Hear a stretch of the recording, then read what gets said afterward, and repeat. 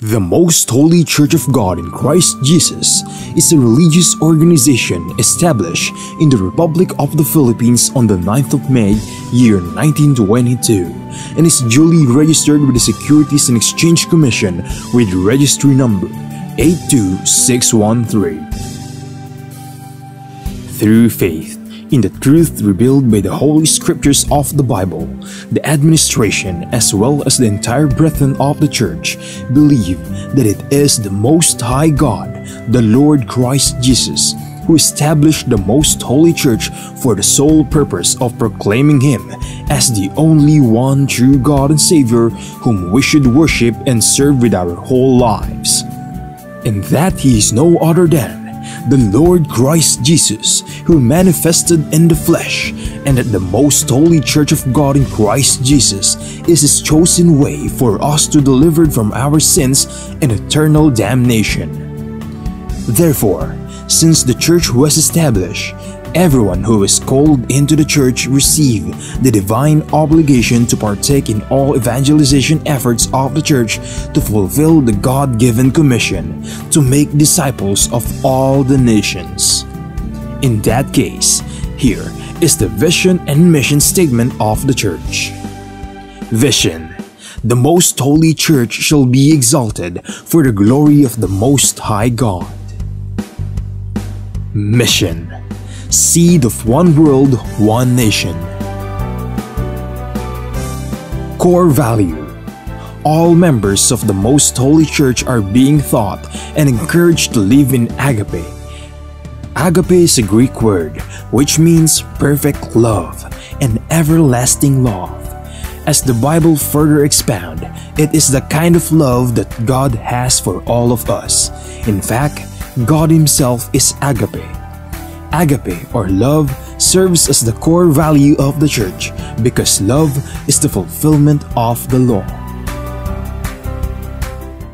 Ownership and administration: the Most Holy Church of God in Christ Jesus fully believes and proclaims that her sole owner is no one but the Most High God. He is the only King who reigns all over the Church. Everything the Church achieve and will achieve in the future are the works of God. God governs over His Church through His appointed men to administer the Church. Like the first church established in Jerusalem, which was administered by the apostles, the Most Holy Church is currently administered by the 7 bishops, presided by the general bishop. The church administration oversees over the whole church and through the appointed council of elders, composed by the presbyters and ministers who were appointed to administer congregation and ministries. Expansion and growth: currently, the church has established congregation in most places in the 3 major islands of the Philippines, namely Luzon, Visayas, and Mindanao.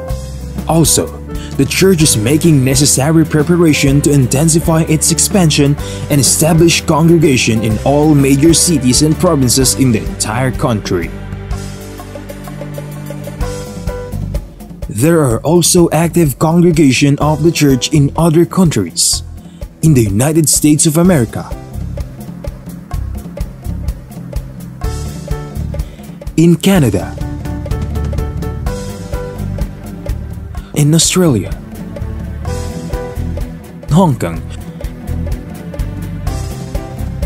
in Singapore, Malaysia, United Arab Emirates, Japan, Taiwan, Kingdom of Saudi Arabia, Qatar, Belgium, Cyprus, France, Germany, Italy, Spain, and United Kingdom.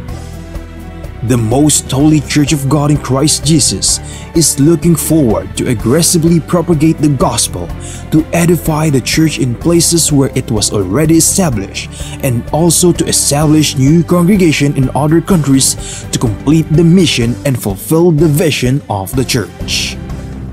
Services: since the main purpose of the existence of the Church is to propagate the gospel to all nations, the Most Holy Church established various evangelization efforts of the Church to reach more people even in the farthest corners of the world. The church produces evangelization programs that are aired via radio, cable TV, and in different social media or online platforms. Radio stations, Philippines.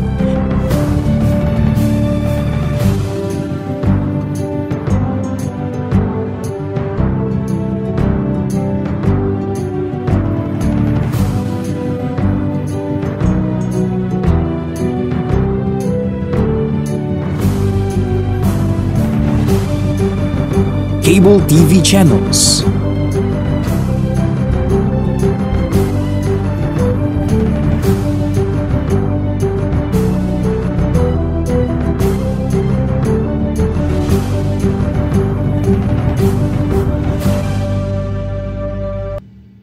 Online platforms, Facebook, MHC Media. YouTube, The Most Holy Church. Official website, www.mostholychurch.com. Charity. Aside from actively upholding evangelization efforts, the Most Holy Church is also active in charity works. Here are some of the ministries of the Most Holy Church established to serve both members and non-members of the church. Lingap Agape Ministry. The church established the Lingap Agape Ministry, which engages in community services like goods and charity donations, feeding programs, blood donations, and other services to cater church members and non-members who are in need. Damayang Kristiyano. On May 1, 2004, the church administration established the Damayang Kristiyano Ministry that aims to help the needs of the family of a deceased member of the Most Holy Church, especially in their burial expenses. Schools. Pristine Heritage Academy, formerly known as Pristine Learning and Tutorial Center. The Pristine Heritage Academy was established by the Most Holy Church in February of 2009. The school is open to all church members and non-members alike for the fulfillment of a part of the Most Holy Church community service. Mahanaim Evangelical Academy. The church administration aimed to give standardized education and training to church members who aspire to become missionary workers and ministers of the church. Thus, in 2018, the church administration established the Mahanaim Evangelical Academy that provides classroom lectures and on-the-job training so that aspirants to partake in the Lord's mission may be molded to become a proud messenger of God. The Mahanaim Evangelical Academy mainly holds its training in Gabay Center, the training facility of the Most Holy Church located at Barangay Sumalo, Municipality of Hermosa, Province of Bataan, Philippines. The Centennial Celebration of the Most Holy Church. The Most Holy Church of God in Christ Jesus recently celebrated its 100th anniversary on the evening of the first day of May 2022 at the Gabay Center, the newly built facility of the church situated at Barangay Sumalo, Municipality of Hermosa, in the province of Bataan, Philippines. On the morning of the same day, the church held the inauguration and dedication of the Gabay Center. The Gabay Center is a training facility of the church built through the favor of God and the collective efforts of the entire brethren from around the globe. From the proud members of the church, we are inviting you to join us and be a member of the Most Holy Church of God in Christ Jesus, so that we may share the ever-abounding favor of God towards His beloved children. Please take time to listen to the preaching of all the topics composing the lessons of spiritual salvation, so that we may share to you the teachings and doctrines of the Most Holy Church, which are purely based on the Bible that will lead us to our soul's salvation.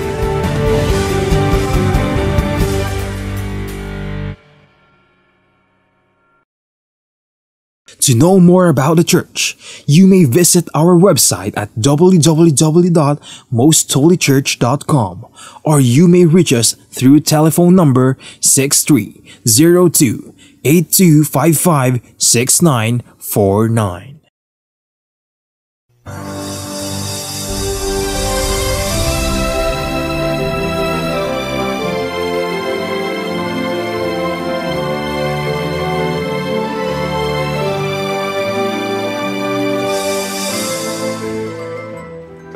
po ang sumaating lahat, mga giliw naming mga tagsubaybay.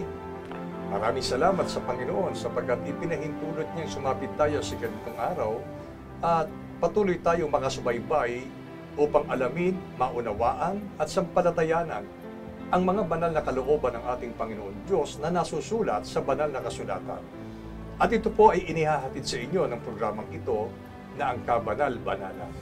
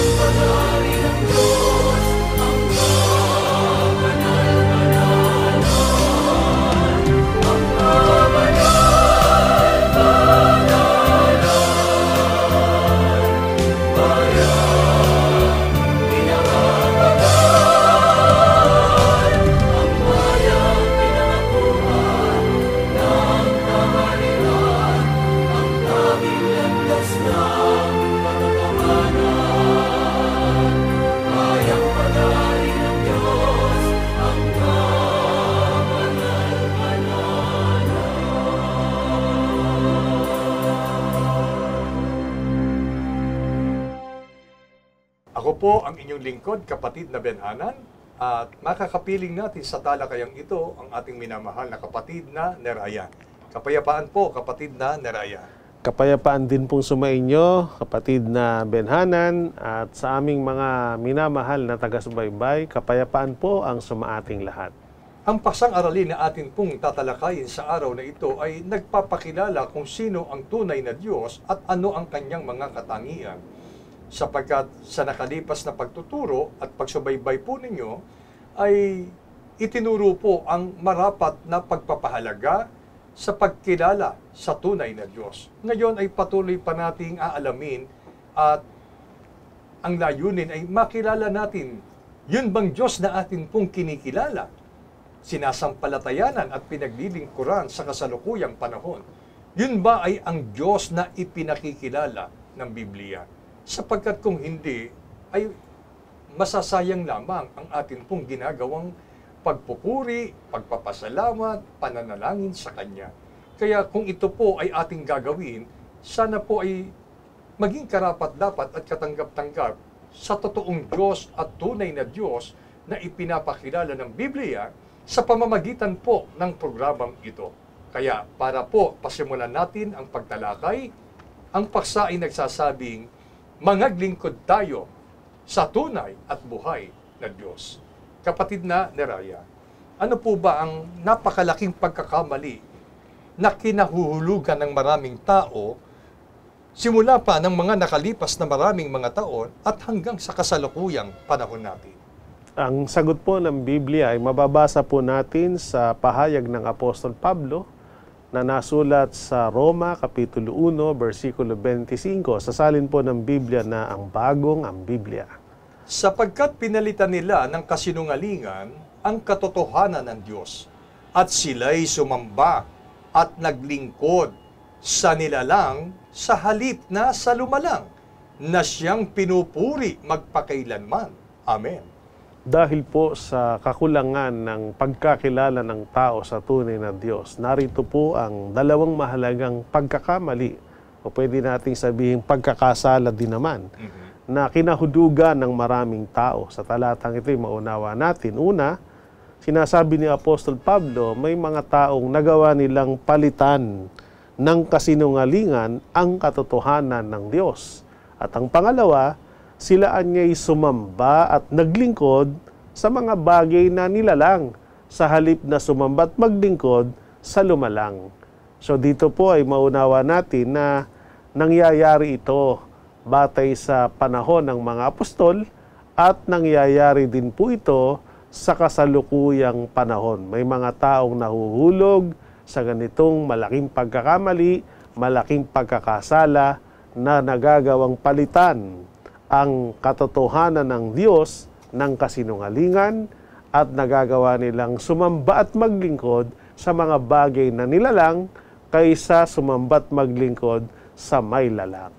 Maaaring sabihin po natin na ang atin pong kinamulatang pananampalataya ay bunga ng mga pagtuturo ng ating mga magulang na natutunan nila sa mga nangangaral o nangangasiwa sa kanila sa mga pagdilingkod.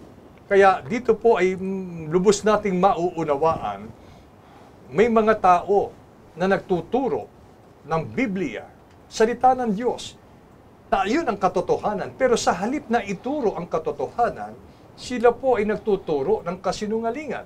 Sapagkat mismo ang Biblia ang nagsasabi na ang katotohanan ay napapalitan ng kasinungalingan, lalo na nga kung ang itinuturo ay ang pagsamba sa mga bagay na nilalang lamang o nilikha lamang ng kamay ng tao, kaysa ituro na ang dapat sambahin ay ang manlalalang sa lahat ng bagay dito sa buong mundo at sa sangkalangitan.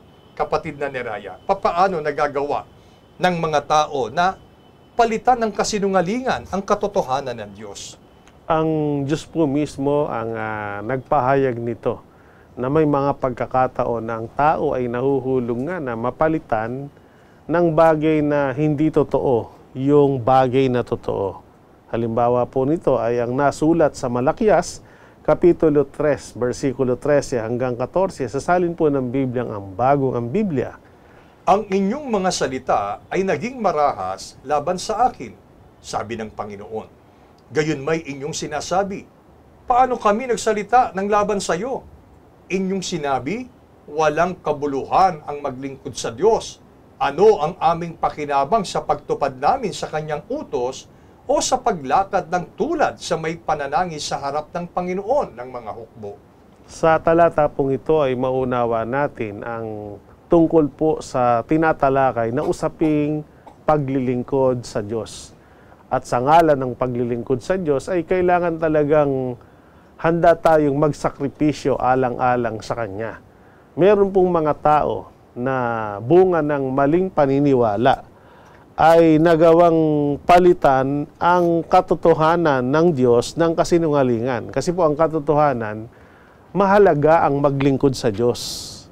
At bagay na kapaki-pakinabang o worth it kung ikaw man ay naglilingkod sa Kanya, nagsasakripisyo ka. Pero meron pong mga tao na sinasabi nila at hindi lang nila sinasabi, kundi inihahayag ng kanilang mga gawa yung bagay na mahalaga ay nagagawa nilang pawalang halaga.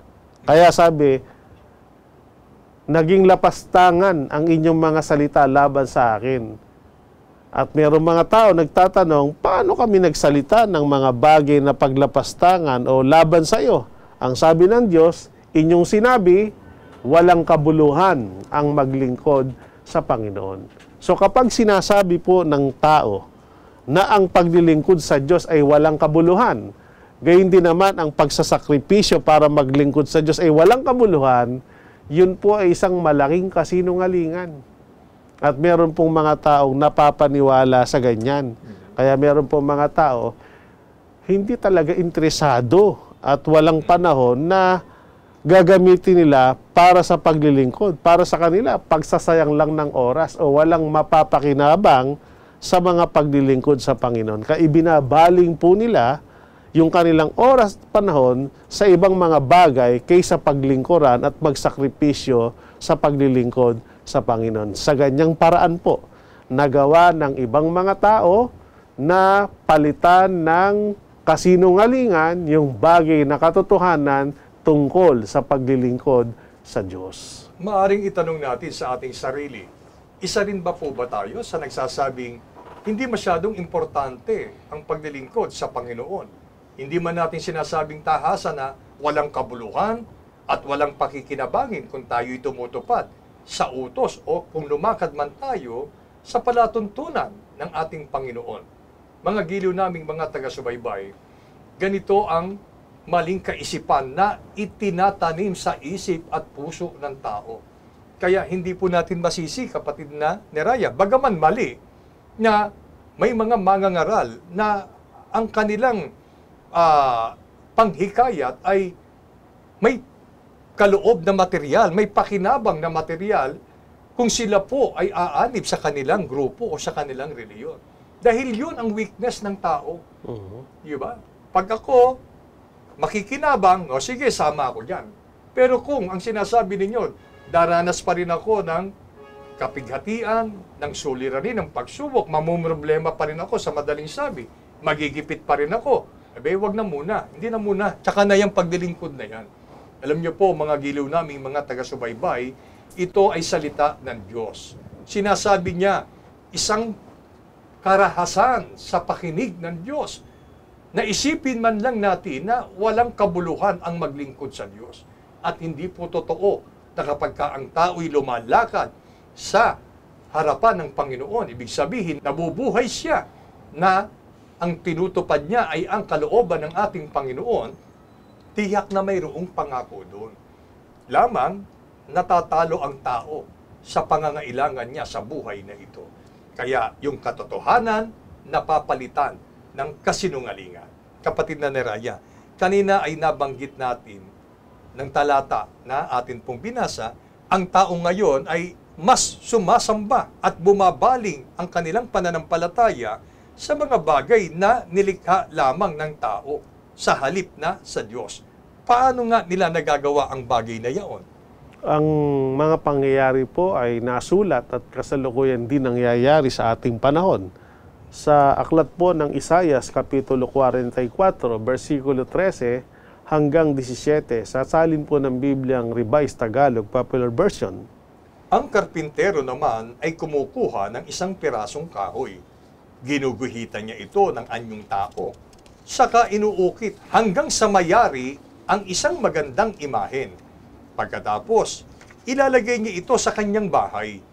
Pumipili siya at pumuputol ng isang matigas na kahoy sa gubat tulad ng sedar, ensina at sipres. Maaari din siyang magtanim ng laurel at ito ay hintaying lumaki habang dinidilig ng ulan. Ang kaputol na kahoy nito ay ginagawang panggatong at ang kaputol naman ay ginagawang Diyos-Diyosan. Ang isang piraso ay ginagatong para magbigay ng init sa kanya at para igatong sa pagluluto. Ang isang piraso ay ginagawang rebulto para sambahin. Ang ibang piraso ng kahoy ay ginagawang panggatong. Dito siya nag-iihaw ng karne at nasisiyahan siyang kumain nito. Kung nadarama niya ang init ng apoy ay nasasabi niya ang ganito, "Salamat at hindi na ako giniginaw." Ang natirang kahoy ay ginagawa nga niyang Diyos na kanyang niluluhuran at sinasamba. Dumadalangin siya sa rebulto, "Iligtas mo ako sapagkat ikaw ang aking Diyos." Narito po ang isang pangyayaring naganap sa panahon ng propetang si Isaias batay sa kanyang observation. At sa kasalukuyang panahon ay nangyayari din po ang mga bagay na ito. Ang apat na mahalagang bagay na maunawa natin sa talata, meron pong mga tao na may kakayahang lumilok o gumawa, gaya ng mga karpintero, ng mga larawang inanyuan o tinatawag na rebulto. At pagkatapos nilang gawin, ay nag-uukol sila ng pagsamba, paglilingkod, at pagdalangin dito. At sa ganung paraan po ay nagagawa ng taong sumamba at maglingkod sa bagay na ginawa lamang niya o nilalang niya kumpara sa may lalang sa kanya. At gaya ng ating nabasa, yung isang karpintero kumuha ng matigas na puno ng kahoy, yung kalahati, ginawa niyang imahen o rebulto at kinikilala niyang Diyos na ipinasok sa kanyang tahanan para dalanginan at para sambahin. Yun namang kalahati, ginagamit niyang panggatong at pinanluluto ng kanyang pagkain gaya ng inihaw na karne. So kung makikita natin, isang uri lang ng kahoy pero dalawa ang pinagagamitan. So yung isa nga po ay ginagawang larawang inanyuan at doon dumadalangin o sumasamba ang tao. At sa ganung paraan, doon po nangyayari na magawa ng taong sumamba sa nilalang o sa mga bagay na nililok lamang ng kamay ng tao kumpara sa dapat ay Diyos na may lalang ang sinasamba. At nangyayari din po yan sa ating panahon. At sa modernong panahon, hindi nga lang po yung mga karpintero at hindi lang mga kahoy ang ginagamit. Yung iba nga, yari pa sa mahalagang metal. Kaya merong mga imahe na nananakaw dahil ito yari sa ginto, yari sa mahalagang bato, kaya napag-iinteresan ng iba. At yung iba naman talaga, sa sobrang pagpapahalaga sa mga bagay na ito, talagang gayon na lamang ang kanilang paglilingkod dito. Inaalaya ng bulaklak, dinadasalan, ipinaparada, dinadalanginan, at sinasamba. Na ang mga ganyang gawa ay katuparan ng sinasabi sa Biblia na nagawa ng taong palitan ng katotohanan ang kasinungalingan ng Diyos at nagawa ng taong sumamba sa mga bagay na nilalang kaysa sa Diyos na may lalang. Alam nyo, mga giliw naming mga taga-subaybay, sa atin pong kapanahunan ay tila baga na pangangatwiranan pa ng iba na yung mga rebulto ika, mga larawan na yan ay hindi naman namin sinasamba. Pero ano nga po ba ang dapat nating maunawaan dito? Kahit ano pa ang dahilan ng isang tao na ibig maglingkod sa Diyos, bawal po at hindi marapat na i-associate o iugnay natin ang ating paglilingkod, ang pagkilala sa Diyos sa mga bagay na nilikha lamang ng kamay ng tao. Kaya wala pong masyadong paliwanag na dapat pa pong paliwanagan tungkol sa bagay na yon, na sa halip na gumawa ang tao, lumikha ang tao ng mga imahe at pagkatapos ay gaya ng ito ay kanyang dinodiyos, kanino ba talaga nararapat alinsunod sa Biblia ang dapat pag-ukulan ng ating pagsamba at pagdilingkod, kapatid na Neraya? Pakinggan po natin ang pagtuturo ng mga apostol. At isa po si Apostol Pablo na naging masigasig para ipakilala ang tunay na Diyos na dapat sambahin at dapat paglingkuran, dalanginan at hingan ng tulong para sa ikaliligtas. Basahin po natin sa 1 Tesalonica, Kapitulo 1, versikulo 9. Sasalin po ng Bibliang Revised Tagalog, Popular Version. Ang mga taga-roon na rin ang nagbabalita kung paano ninyo kami tinanggap. Sila rin ang nagsasabi kung paano ninyo tinalikuran ang pagsamba sa mga Diyos-Diyosan upang maglingkod sa tunay at buhay na Diyos. Sa isang dako na kung saan ay nangaral ang Apostol Pablo at maraming mga tao ang bunga ng pagpapaunawa na ginawa ng Diyos sa kanila ay nagsisampalataya sa dala nilang aral ng katotohanan. At ito ang umakay sa kanila para sa pagbabago sa ikabubuti. Ang kalipunan ng mga tao ay dati sila anyay sumasamba sa Diyos-Diyosan. Pero nung makilala nila ang tunay at buhay na Diyos, tinalikuran nila yung pagsamba sa mga Diyos-Diyosan at nagawa nilang paglingkuran yung tunay at buhay na Diyos. So, ibig sabihin, ang dapat na maging pagkaunawa natin kung merong mga taong nagawang talikuran, yung mga Diyos-Diyosan nagawa lamang ng kamay ng tao, ito rin ang dapat na maging desisyon o pasya natin sa ating panahon. Kung yung ating dinadalanginan, sinasamba at kinikilalang Diyos ay hindi naman tunay at hindi buhay na Diyos, yan po ay Diyos-Diyosan. At dapat po nating talikuran yan.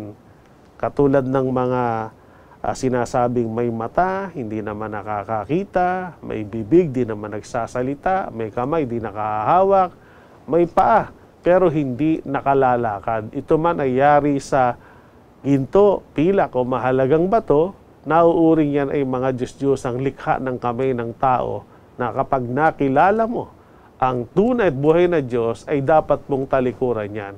At kalakip ng pagtalikod dyan, ialay natin ang ating pagsamba, ang ating pagpupuri, ang ating pagdalangin sa tunay at buhay na Diyos. Alam niyo po, napakabuting halimbawa ang ginawa ng mga unang Kristiyano sa dako ng Tesalonica. Sila man, katulad ng mga karanasan po namin, naging mananamba rin kami sa mga Diyos-Diyosa nung una.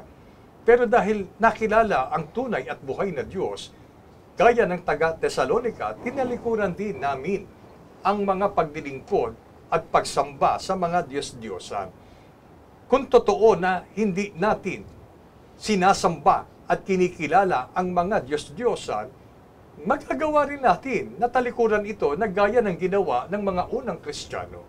Aalisin natin sa ating pamamahay at iiwasan nating magkaroon ng mga larawang inanyuan, mga larawang nilikha sa pamamagitan ng gawa ng kamay ng tao, mga giliw naming mga taga-subaybay. Kung minsan kasi sinasabi natin, yan namang larawan na yan na nasa amin, hindi naman namin sinasamba. Pero ang tanong, kaya ba nating alisin sa bahay mo yan? Na gaya ng ginawa ng mga taga-Thessalonica na matapos makilala ang tunay at buhay na Diyos, ay tinalikuran nila maging ang mga larawang inanyuan o ang tinatawag na Diyos-Diyosan. Doon pa lamang mapatutunayan natin na hindi natin talaga kinikilala at hindi marapat kilalanin itong mga nasabing mga nilikha ng tao upang maging mga Diyos-Diyosan. Kapatid na ni Raya, sino po ba ang ipinakikilala ng Biblia na tunay at buhay na Diyos na nararapat nating sambahin at paglingkuran? Ang tiyak na sagot mula sa banal na kasulatan ay mababasa natin sa 2 talata. Ang una po ay sa 1 Timoteo 4:10 at sa Tito 2:13. Sapagkat dahil dito ay nagsisipagpagal kami at nagsisipagsikap, sapagkat may pag-asa kami sa Diyos na buhay, na siyang tagapagligtas sa lahat ng mga tao, lalong-lalo na sa mga nagsisisampalataya.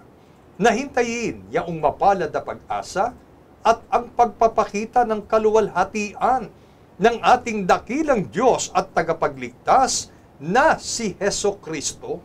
Narito po ang napakatiyak na pagtuturo ng Biblia sa pamamagitan ng Apostol Pablo.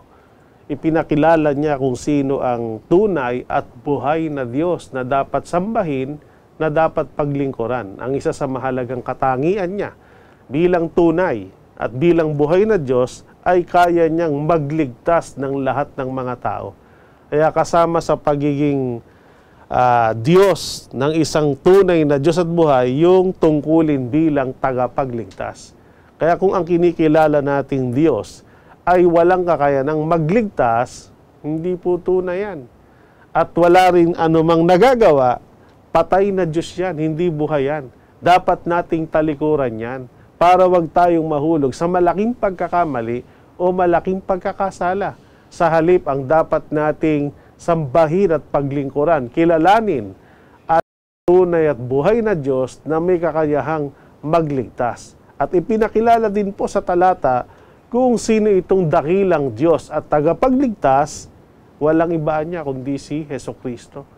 Kaya ayon po sa ating pananampalataya na ibinabahagi natin sa mga tao na siya ring pananampalataya ng mga unang Kristiyano na nakasalig sa turo at aral ng mga apostol, ang Panginoong Kristo Jesus ay siyang dakilang Diyos at tagapagligtas, na siya ang tunay at buhay na Diyos na dapat pag-alaya ng paglilingkod at pagsamba. At yun nga po ang ginawa ng mga unang Kristiyano. Ang kanilang pagsamba at paglilingkod, iniaalay nila at inihahandog maging ang kanilang panalangin sa Panginoong Kristo Jesus, sapagkat kinikilala nila ang Panginoong Kristo Jesus na dakilang Diyos at tagapagligtas. At yun rin po ang ating pagkakilala at pananampalataya sa ating panahon. Huwag niyo pong ipagkamali, mga giliw naming mga taga-subaybay, na intensyon naming makapanakit ng kalooban. Ang layunin ng mga pagtuturong ito ay upang imulat po tayo sa isang katotohanan. Ang layunin sa pamamagitan ng programang ito ay ipahayag ang kalooban ng ating Panginoon. Sa kabanal-banalang Iglesia ng Diyos kay Kristo Jesus, ang aming pananampalataya, ang nag-iisang Diyos at tagapagligtas, ito'y walang iba kundi ang ating Panginoong Kristo Jesus. At hindi po maaari na tatawaging Diyos din si Kristo Jesus at bukod pa ang Diyos Ama, sapagkat maliwanag po sa mga talata sa 2:13 ng Tito. Gusto ko lang pong i-quote ito, kapatid na ni Raya. Ang sabi ng talata, Nahintayin yaong mapalad na pag-asa at ang pagpapakita ng kaluwalhatian ng ating dakilang Diyos at tagapagligtas na si Heso Kristo. Ito po ay tumutukoy sa ikalawang pagparito ng ating Panginoon. Sa ikalawang pagparito ng Panginoon upang ipakita at mabigyan ng kaganapan yung ating pag-asa na makita ang kaluwalhatian ng Panginoon, siya po ay muling paririto upang ibigay ang kanyang pangako sa mga kumilala sa kanya at sumamba sa kanya at naglingkod sa kanya bilang tunay na Diyos, buhay na Diyos. Hindi po dalawang Diyos ang bababa mula sa langit. Mga minamahal naming taga-subaybay, nananatili po ang pananampalataya na itinuturo ng kabanal-banalang iglesia. Mayroon lamang iisang Diyos at ito ay ang Panginoong Kristo Jesus, ang Diyos na nagkatawang tao. Kapatid na Neraya, ano po ba ang kapalarang mararanasan ng mga taong kumilala, naglingkod at sumasamba sa ating Panginoong Kristo Jesus na ang pagkakilala ay siyang tunay at buhay na Diyos? Narito po ang kanyang sabi at pangako, batay po sa nasulat sa Juan Kapitulo 12, versikulo 26. Kung ang sinumang tao'y naglilingkod sa akin, ay sumunod sa akin. At kung saan ako naroroon, ay doon naman doroon ang lingkod ko. Kung ang sinumang tao'y maglingkod sa akin, ay siya'y pararangalan ng Ama. Napakaliwanag po ang pahayag na ito ng ating Panginoon upang ang ating paglilingkod ay maging karapat-dapat sa Kanya, katanggap-tanggap, at sa isang panahon ay gantimpalaan niya tayo batay sa paglilingkod na ating inialay sa Kanya. Narito po ang mga bagay na dapat nating maunawaan. At gaya ng sinabi, ang sino mang naglilingkod sa akin ay sumunod sa akin. Hindi tayo pwedeng makapaglingkod sa Diyos kung ang sarili rin lang natin ang susundin natin. Tulad nung iba na gustong maglingkod sa Diyos pero namimili lang siya ng utos na susundin. Hindi po gayon. Talagang nais nating maging karapat-dapat, susunodin lang tayo, sundin natin siyang lubos. Payagan nating ang Diyos ang masunod sa halip na tayo. At batay sa kalooban ng Diyos, kung saan anya ako naroon, doroon naman ang lingkod ko. Ang Panginoon, ang kanyang spiritual na dako na doon siya namumuno o naghahari, si Kristo anya, gaya ng anak, ay puno sa bahay niya.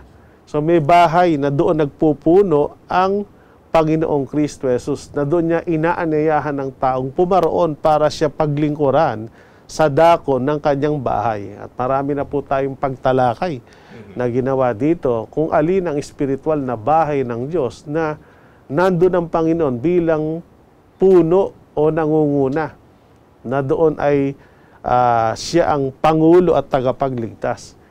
At walang iba kundi ang iglesyang pag-aari ng Diyos. No po, sa unang Timoteo 3:15, ang bahay ng Diyos ay siyang iglesia ng Diyos. So ang iglesia ng Diyos, iglesyang pag-aari niya, ang kabanal-banalang iglesia ng Diyos kay Kristo Jesus, dito siya nagpupuno at kinikilalang tagapagligtas. Kaya tayo ay nasa paglilingkod pero wala naman sa dako na kinaroon ng Panginoon, so kailangan nating sumunod sa lugar na kung saan naroon siya. Kaya inaanyayahan natin ang mga tao, maglilingkod din lang sa Panginoon, gawin na sa dakong siyang namili at hindi tayo. At ang napili niya ay ang kanyang bahay na dakong kanyang kinaroroonan. At sa isang panahon, pararangalan siya niya ng Ama. So merong gantimpala at pagpaparangal na gagawin ang Diyos sa atin bilang Ama natin, at itinuturing niya tayong kanyang anak na naglilingkod sa Kanya. At ito'y gagawin niya sa muli niyang pagparito para tuparin ang kanyang pangako na kung saan siya naroon, doroon naman ang lingkod niya. Sabi nga, nung siya nagkatawan tao, umakyat sa langit, sabi niya, ipaghahanda ko ng dakong kalalagyan, pagtapos na babalik ako, pagbalik ko, kukunin ko kayo, kung saan ako naroon, doroon kayo. So yun pong pangarap natin, na sa isang panahon ay lubusang makasama ang Diyos sa dakong kanyang kinaroroonan sa langit, bibigyan niya po yan ng kaganapan. Ang kailangan lang po, matiyak natin na tayo naglilingkod sa Kanya sa paraang karapat-dapat at ang pinaglilingkuran nga natin ay tunay at buhay na Diyos. Isang katotohanan, mga giliw naming mga taga-subaybay, ang tunay at buhay na Diyos ay mayroong katangiang Siya ay sumasalahat. Sumasaibabaw sa lahat. At kahit saang panig ng mundong ito, naroroon ang ating Panginoon. Kaya wag po naman nating ipagkakamali na bakit kailangan na kung nasaan ang Panginoon, doon tayo doroon.